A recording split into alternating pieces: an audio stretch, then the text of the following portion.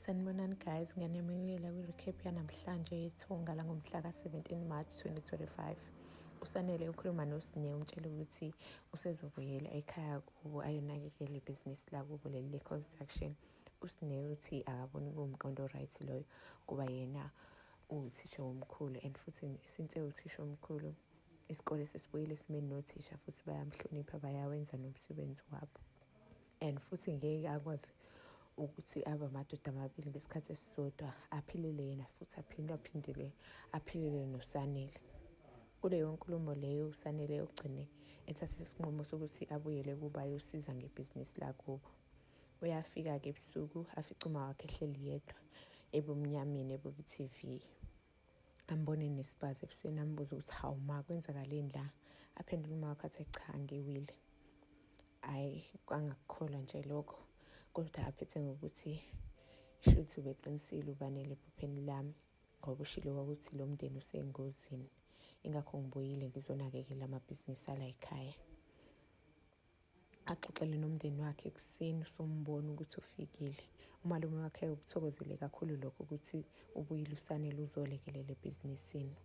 Abe-ke semnikeza izinto zokusebenza se-safety, aphinde amnikeze nesibhamu. Axwayeke uSanele ukuthi isibhamu isani.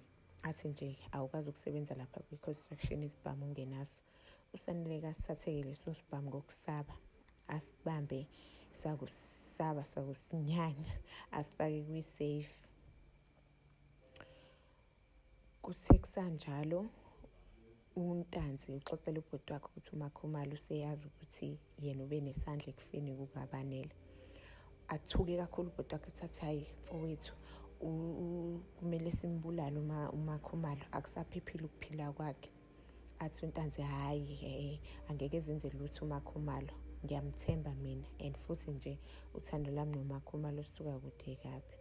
Ngiyamthanda uMakhumalo, ngamthanda nje kudala engakashadi nje nonjinji, unjinji nje wangiphoqa yena. Athi yazi kwakubuhlungu kanjani ukumbuka eshada nomunye umuntu, ngazi ukuthi nje mina ngisasifela ngaye. Akhulume nje athi nje ngeke ayenze into yobulimi uMakhumalo, ngeke ayenze into yobulimi futhi nje angivumi leyo nto ukuthi simsuse uMakhumalo. Kuthe kusanjalo-ke kuvela isixuku nje samadoda la bekhuluma indaba yethenda. Ukhona indoda ekuthiwa uGadla, i-ofarisha ukuthi yona izomelana nale thenda le enikeze uMagwaza.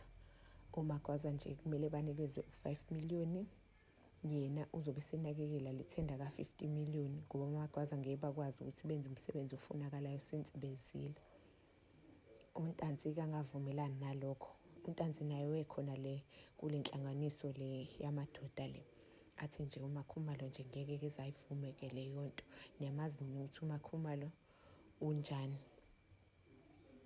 Ngeke nje ayivume leyo nto ukuthi nimphuce nje ithenda ka50 million nimnike u5 million. Athi nje uGadla mnyekeleni kumina umndeni wakaMagwaza, ngizokwazi nje mina ukumelana nawo. Ebusuku-ke ayohamba yeke kuSanele. uSanele sahleli kahle noSine. Afike nje aqathaze isikhwama esigcwele 5 million. Athi nawu 5 million lo, thatha la unginikeze mina le thenda lika50 million, ngizokwazi nje ukumelana nomsebenzi wakhe. Qhubeka wena uzile la, uzilile umfowenu. Uthe sashaqekile kanjalo-ke uSanele. Ngesikhathi uSanele esabeka isibhamu kwi-safe, kuqhamuke izwi laBanele limtshela ukuthi thatha isibhamu wena. Ngakho lokhu kusikhombisa ukuthi uBanele useqalile ukuyakhontrola uSanele ukuthi aphile kanjani. Usefuna aphile ngale ndlela le ayephila ngayo yona. Iphelela lapho-ke i-recap yanamhlanje. Please guys, don't forget to subscribe, comment, share and like. See you on the next one. Thank you.